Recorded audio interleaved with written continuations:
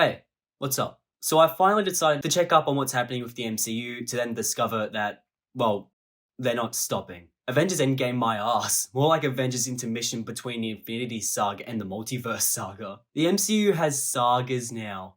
Sagas. Trying to get into the MCU right now must be like trying to read the Bible from front to back. Like seriously, I've lost count of how many movies and TV shows make up this monster of a franchise. You know what, guys? This is all too much. I'm sorry, but I'm finished with the MCU. That's right, there's too much to watch. I can't keep up with it all. I'm done. I'm finished. Goodbye. If you need me, I'll be Daredevil, Born Again. And starring in that show are two people I hope you've heard of, Mr. Charlie Cox and Vincent D'Onofrio. The MCU is #1, baby! All hail our corporate overlords! They're giving me back the blind lawyer in the red onesie! Woo! Give me all the MCU shows and movies! Yeah! If you'll excuse me, I'm going to go and finish watching Miss Marvel now. So yeah, Daredevil is back. Finally, after his original show was cancelled back in 2018. Charlie Cox is coming back as a devil of Hell's Kitchen in a brand new Disney Plus show with 18 episodes in its first season, titled Daredevil Born Again. They couldn't even come up with a cool name, they just stole it from one of the best comics of all time. So yeah, if you can't already tell, I am pumped for this. The original Daredevil Netflix show is one of my favourite pieces of superhero media of all time. For me, it's right up there with The Boys and Invincible in terms of brilliant superhero shows. It was dark, mature, violent, and just an excellent show all round. The writing, acting, action, and music were and still are some of the best seen on television. Or streaming, I guess. It's a show that also wasn't afraid to take its time. The show had a very slow and methodical pace that really gave time to flesh out characters and plots, which worked because every character in this show was expertly written and acted. Matt Murdock, Foggy Nelson, Karen Page, Punisher, Elektra, Bullseye, Stick, and the King fucking Pin. This show has one of the strongest cast of characters and actors that I have ever seen, and every single one of them plays their character flawlessly. The Oscar-worthy performances and the narrative prowess that is so good that Hemingway would envy it are only bolstered by the beautifully haunting cinematography and the gut-wrenching and expertly choreographed action scenes. The show knew it too. There's a reason why they had a perfect one-take action scene in every season. They were damn good at their jobs, and they rightfully wanted to rub it in everybody's face. It was also a really important show for me personally because alongside Deadpool and Logan, it was one of the first mature rated pieces of superhero media that I ever experienced, and it opened my eyes to the more dramatic and grounded realms that storytelling and film could explore. I love Daredevil, and I loved the Daredevil TV show. Season 3 was incredible, arguably the show's best. So imagine my disappointment when the show was axed shortly after. Please! No! I was pissed off, and so was everybody else. You had an excellent television show at the top of its game that the studio decided to cancel because they had other plans they wanted to explore. Man, why do all of my favourite TV shows always get cancelled when they hit their peak? Years passed and I accepted a Daredevil-less life for many years. Rumours spun around for ages that the show would be revived or that the character would rejoin the MCU, but these are all just desperate wishes at the time. But at the end of last year, rumours and reports are coming out that Daredevil was going to be getting a new series on Disney Plus. Things were looking good, but I was still skeptical. Fast forward a little bit, and soon, Kingpin showed up in Hawkeye, and literally days later, this happened.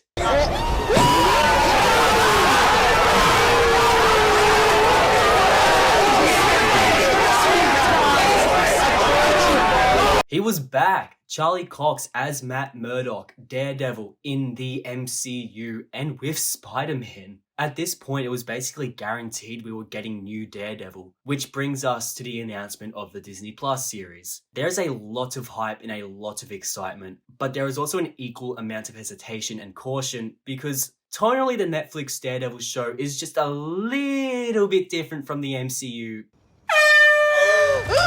Wow! Jesus, what the hell, man?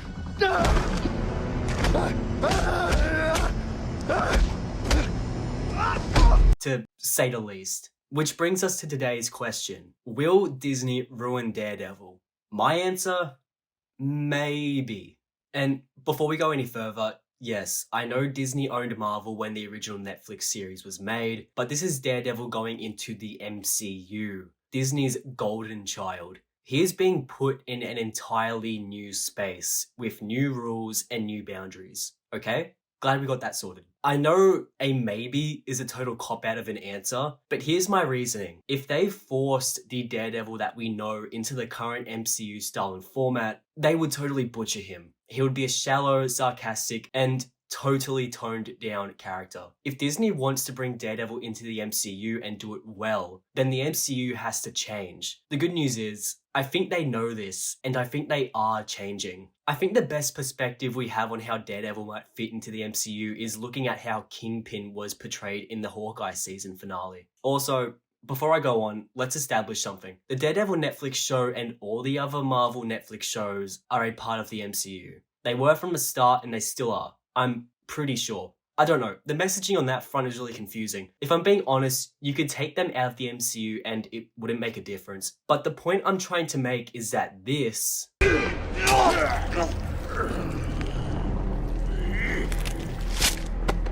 was taking place in the same universe as Endgame. I'll circle back to this point later, but for now, let's keep talking about our favorite big boy mobster. So, how was Kingpin in Hawkeye? Well, he was pretty great. Here, Vincent D'Onofrio feels like the exact same character that was in Daredevil, which is mostly because he is. The only real difference between this guy and the one in Daredevil is that this guy isn't making smoothies out of people's heads with car doors. He speaks the same, he is just as intimidating, and he still kicks serious ass. Actually, if anything, I would argue that they buffed this dude in Hawkeye. Bro took an entire quiver worth of trick arrows to the face and walked away from that. I mean, he's even got that comic accurate drip. This is the exact same Kingpin from Daredevil minus the ultra violence, which still totally works. But this was only a brief appearance. This character might have fallen apart if he stuck around for an entire show, but looking at what we saw, it's been proven that Daredevil characters can work in the new MCU. Although, now that I think about it, Kingpin didn't even mention Vanessa once in Hawkeye, so the MCU clearly doesn't understand the fundamental elements of this character. Worst Kingpin ever. All jokes aside, Kingpin worked, which gives me hope that Daredevil can make the same translation. So, what are the chances that our favourite red horny boy can be done justice in the new MCU? Well, I'm at the very least optimistic. The most promising indication that the MCU is going to do Daredevil justice is the fact that they are giving him 18 episodes in his first season. Given the fact that most of the live-action MCU shows average about 6 episodes right now, I think the fact that Daredevil is being given 18 episodes in his first season, yes, first season, make of that what you will, proves that the creative team are going to take their time to tell a more developed and meaningful narrative compared to the other MCU TV shows. So he's being given the premium episode real estate, but does that guarantee that they are going to actually give us a faithful version of the character? Well, no, but it's a good sign. In my mind, Disney has 2 options when it comes to adapting Daredevil into this MCU. Either they take the exact same approach they did with the original Netflix shows and create mature-rated and violent spin-off series that aren't essential to the core MCU narrative, and we get the exact same character and tone that we lost in 2018, or they bring Daredevil into the core MCU with his character intact minus the violence, just like Kingpin in Hawkeye. My money would be on the second option. It's been confirmed that the Netflix Daredevil is the one coming into the MCU, Charlie Cox and all, so that's a good sign. But he is absolutely going to be changed in some form. If they take the violence away, then I'm fine with that. But for the love of God, they cannot take away the complexities of the character. Daredevil as a character is defined by struggle. I mean, we're talking about a man who is a devout Catholic that moonlights as a vigilante dressed like the devil. Daredevil fights the street crime that the Avengers wouldn't touch, and none of it is pretty. He is equally proficient as a lawyer as he is a crime fighter. He can fight, but he gets his ass beaten constantly. There isn't a single day where he isn't stained with blood and bruised. Daredevil is not a straight-cut hero. He is a tortured individual fighting a corrupt system while simultaneously fighting his own demons. The man is a walking contradiction. Doesn't sound like a bio for an MCU character.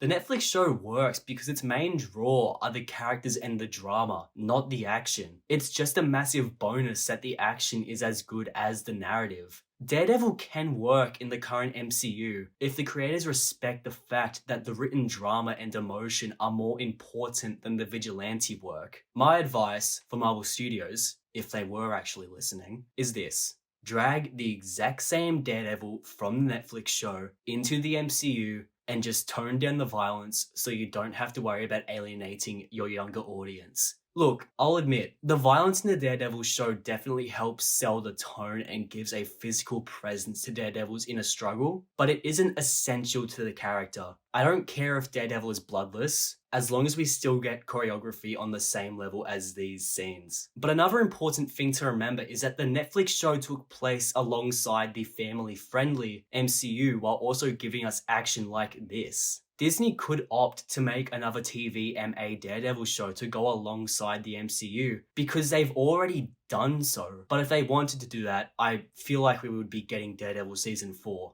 My point is, TVMA Daredevil is proven to work in the MCU if you give him his own lane to work in. From everything we've seen so far, Daredevil in the MCU is at least looking promising. There are still some reports and rumors that have me holding my breath, but I'm still optimistic. If Disney gives us the same Daredevil that we saw in the Netflix show, minus the blood, I'll be happy. It will never match the original show, but it'll be enough to see Daredevil back on the silver screen. We won't have to wait long to see him either because from what's being reported, he's getting a major role in the new She-Hulk show. So I think we'll get a pretty good gauge on how good the show will be from how he's portrayed in She-Hulk. I don't know how I feel about them bringing back the yellow and red suit yet, but I'll wait till I see it in action to make a proper decision. I'm just hoping that if they choose not to go the TVMA route, that they don't make Matt Murdock a shallow shell of what he once was. Although, now we're hearing reports that a Punisher reboot is going to be announced at D23, and there's no way they can get away with making Frank Castle PG-13. So at this point,